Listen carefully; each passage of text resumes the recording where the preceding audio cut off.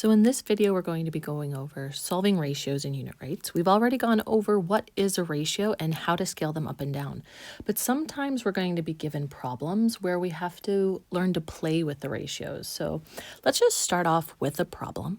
Each day, Tina spends 12 minutes practicing math. For every 4 minutes, she spends reading. Yesterday, she spent 30 minutes. Oh, there's a typo. Hold on. There we go. Yesterday, she spent 30 minutes on math, and I want to know how much time did she spend reading? So I'm going to start off setting up a ratio table where I know I'm looking at the amount of time she spent on math versus the amount of time that she spent on reading. And so I know that she spent 12 minutes on math for every 4 minutes she spent on reading. What I'm trying to figure out is if I say that she spent 30 minutes, so I'll put 30 minutes here, on math, I want to figure out how much she spent on reading. Now, as you go to try to solve this problem, the first thing you're going to notice is that there's not a friendly number that I can multiply 12 by to get to 30. So the closest two numbers would be 2 times 12 will give me 24, or 3 times 12 would give me 36, and 30 is going to land right in the middle of those. When I go to try to solve this, what I want to do is I want to see is there a second number that I could get to that would then get me to that 30. So it's kind of like a stepping stone.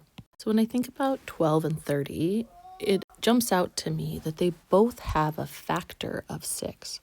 So if I could scale 12 down to get 6, then I could scale 6 up to get 30.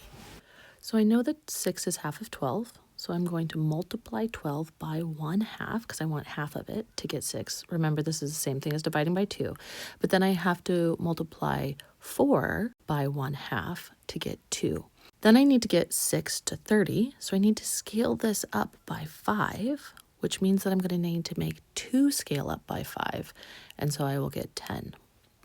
And now I have my answer to my question. So I know that if she spent 30 minutes on math, then she must have spent 10 minutes on reading. Okay, let's do one more problem to make sure that we understand, and I also want to go over unit rate. This word problem says, I spent $3.50 on 10 apples. At this ratio, how much would 7 apples cost me? Now, for this one, instead of doing a ratio table, what I actually want to do is set up a double number line. And a double number line, I could do it with a ratio table, but a double number line allows me to see some spatial reasoning within ratios. And I haven't done one yet in the online lessons, so I'm going to be using one now. So here I have my cost and my apples. I'm always going to start off by looking at where 0, 0 is. And next I'm going to put my known relationship, which I know is $3.50 for 10 apples here.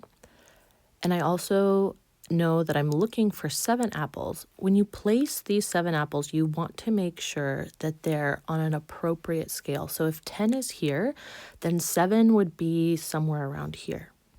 Now, when I do this, if you ever get to a place where you're stuck using ratios, so for instance, I don't really know how to get from 10 to 7.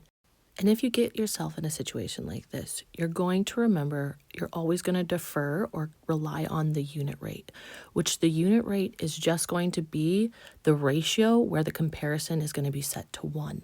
So if I'm looking here at apples, now I'm going to look up here in my picture. If I've got 10 apples, well, maybe I don't know exactly what 7 is, but I could figure out what 1 is. And if I could figure out what 1 is, well, then I could figure out what 7 is.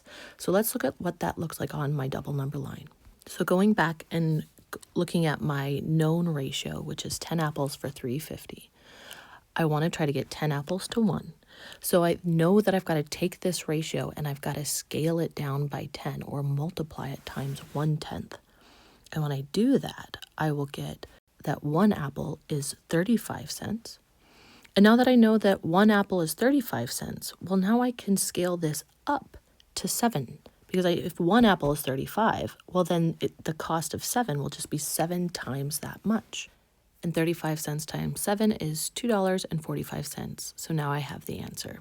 So how much will 7 apples cost? 7 apples will cost $2.45. And that's going to be it for this video.